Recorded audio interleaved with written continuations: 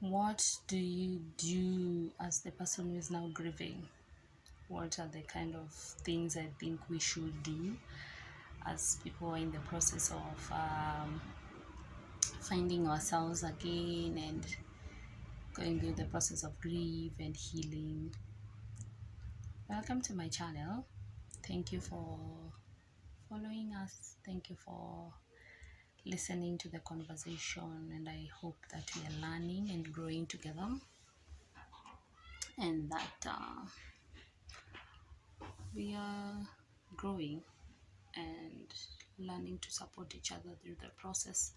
And also, if anyone who has gone through grief, it is my prayer that we are healing together and we are tapping into the process of healing together. So today we are going to speak about the person who is grieving. We've been speaking about the people around, the people who are grieving. We spoke about what is grief. We spoke about what they should do and shouldn't do. We spoke about what they should say and what shouldn't say, according to my understanding, according to my process, according to my healing. And I hope it's got into our brains because it's so important, because these things are so real. I'm telling you, they're so real. So today we are going to speak about the person who is now grieving. What I think we shouldn't do. Okay? Honey, we are sorry. We are really sorry it happened. I'm sorry that it happened and it is painful. It's a process that no one is ever ready for, no one is ever prepared for, no one is ever taught how to go through it. So we are sorry. Even if you go through the classes, when it hits, it's different. It's different. Like when you go to a school and you are taught about this career and you pass exams, in the ground things are different. The same thing as grief. If you go through classes of grief and loss, you will learn. You will learn, but when now it comes to reality, it will be very different. So we are sorry it happened. We understand it is painful. And we understand the process might be hard. And sometimes you get these flashes and have questions that no one can answer. And you just don't know what to do sometimes. Sometimes you're confused and you feel stuck, you know. But here's the thing, honey. Don't take it out on people. People who are around you, others are there to support you from their heart, really. Others are true, others are real, others want to really know how you're doing, how you're progressing, how the process is going, you know. There are people who are genuinely behind you. So don't take that anger on people. I feel like they're against you, or they don't understand you, they don't see you, all these things, you know. Try to let your anger be subsided by whatever process you want to take. Just don't be an angry person. Don't let grief change who you are. We know you as a kind person. We know you as a cool person. We know you as a happy person. Don't let grief change that. From time to time, you might feel like you want to be, leave me alone, but don't be rude to people because of grief. They're not the ones who killed the person who's gone. They're just there to help you out and support you during the process. So be kind to people, okay? Another point that I have: do not expect everybody to understand you and your process and whatever is happening. I know there are people who are seeing my videos now and they're like what is this girl doing? Is she going through depression? Okay, that's an observation, and they are entitled to the observation and the opinion. And I don't expect everybody to understand what is happening, because even me, I don't know how I started speaking about this. I just started, so I also don't understand what is happening. So it is okay if you don't understand what is happening. And it is okay if other people don't understand you. That is the human nature. They will not understand. There will always be people who are like, what are you doing? There will always be people who are like, that will not work.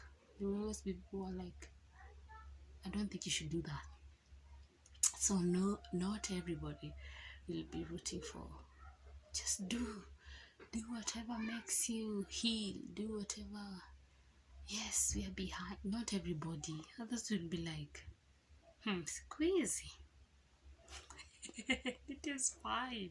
This is how the world works. These are human beings. This is how God made people. Human beings are like that. If people, not everybody understood Jesus. Not everybody understood his works. Not everybody understood what he was doing, what he was preaching, what he was talking about.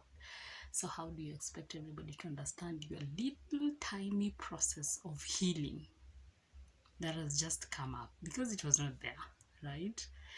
You are this. Let me tell you something. For those who don't know, grief changes people. Pain changes people.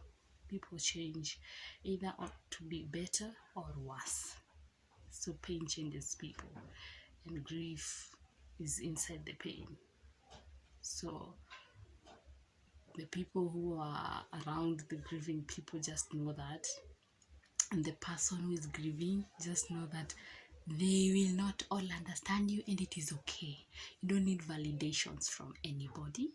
Okay, you just do what is working for you, as long as it is something that is helpful, not something that is destroying you.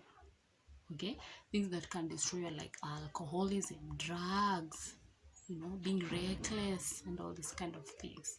But if you're doing things that are helping you out and helping you heal and helping your mental state so that you don't have breakdowns and depressions and all these kind of things,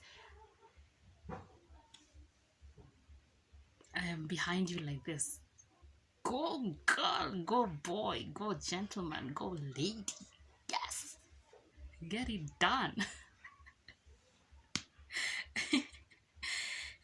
Okay. So that is another point that is so important. Honey, do not put your expectations on people. Just as you're not expecting everybody to understand you and be okay with it, do not put your expectations on people. Like, stop expecting people to call you. Stop expecting people to bring you whatever, whenever. Stop expecting people to be sending you money and you are grieving, so let me just be. Stop expecting people to take 1 month leaves. We are going to live with you because you are grieving. Stop expecting people to be like, why haven't they called me? It's been a week. Stop expecting people to be like, you don't feel like eating? We also won't eat.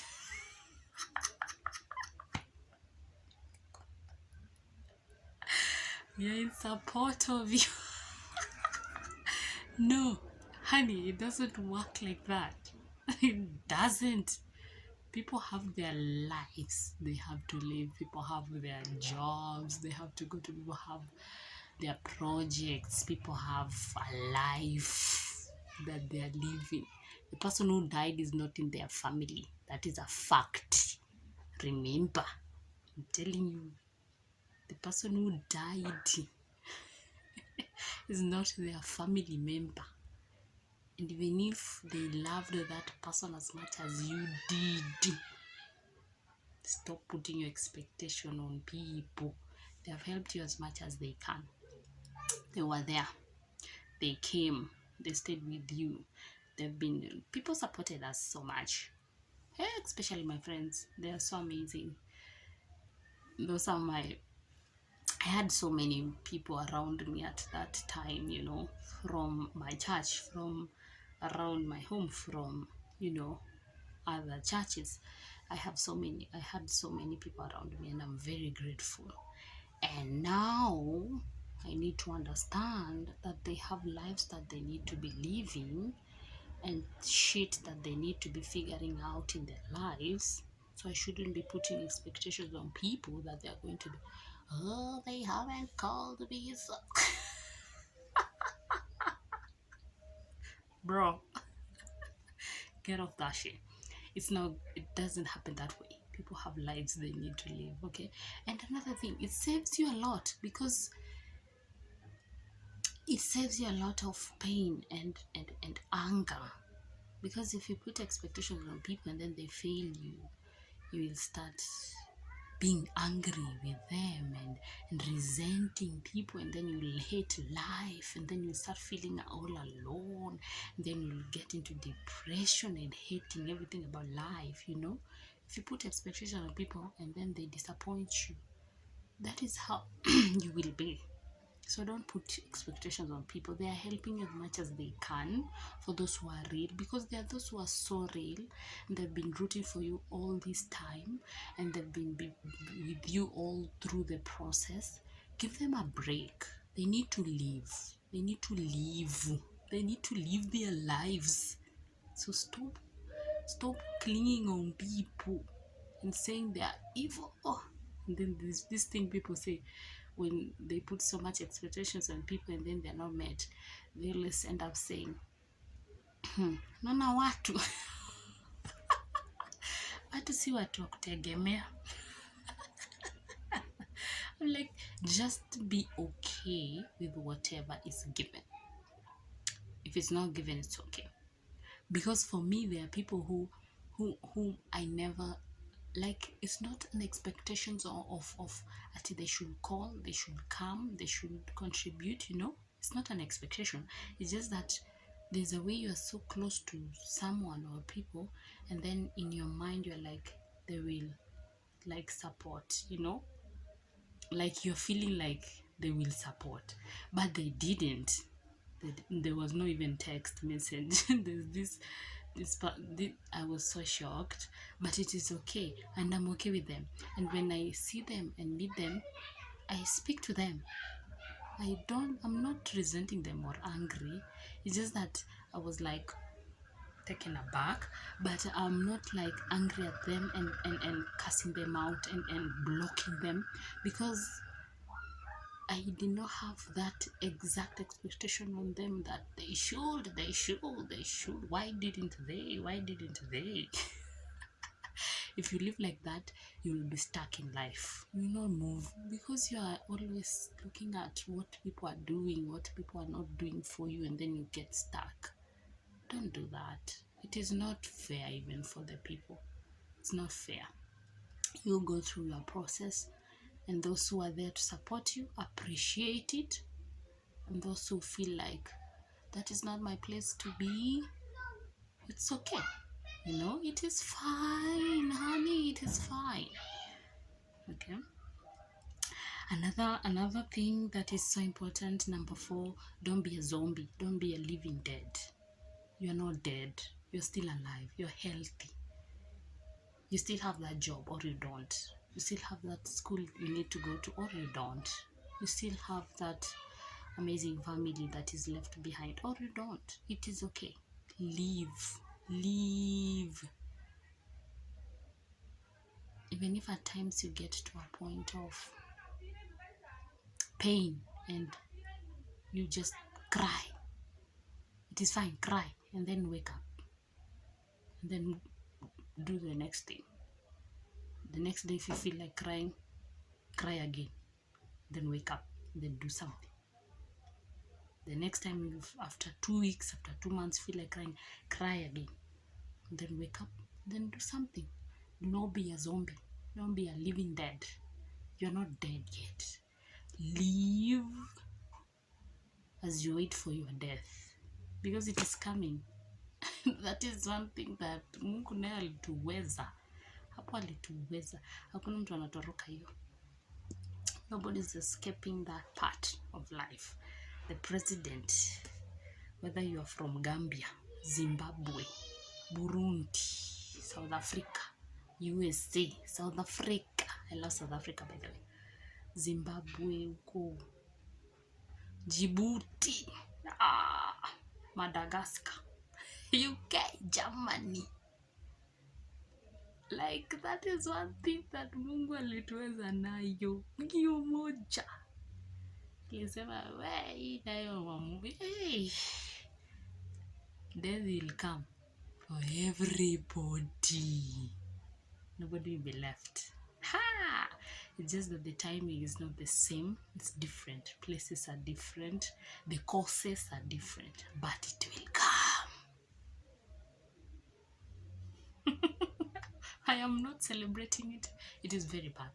It is a very painful thing. It is a very sad thing. But the reality is, it will come. That's why I'm saying, do not live like a zombie. Do not be dead while you are alive. Heal but live. Grieve but live. Cry but live. Go through the process but live. Okay? Do not die while you are still alive. There's still much you can do in this world, honey. There's still much. I promise you that. The last thing that I think is so crucial, do not overglorify grief. Don't let it be your God. What I mean is this. If grief now comes in life and it now controls you, you'll miss living. Because if it controls you, it can take you to bad places. If grief controls you, you'll get into drinking if you've never drunk. You'll get into drugs if you've never been a drug person. You'll get into disappearing. You are people's people. It will get you into depression. It will get you into hating the world. It will get you into feeling like everybody is against you in this world. Even yourself. Feel like even yourself, you are against yourself. Don't let it be a God that will now control you, how you are living, how you are thinking, how you are moving. Okay? If you're walking and you feel tired, what do? You take a break, then you continue walking. You don't fall on that ground and then now say, this is now my new home. I'm not moving from here because I'm tired. Don't now get stones and start building a home in that place. No, you sit down, you relax, and then after you've gathered yourself again, you continue your walk. That is how it is. Grief found you very unexpectedly. It was painful. It is still painful. You take a break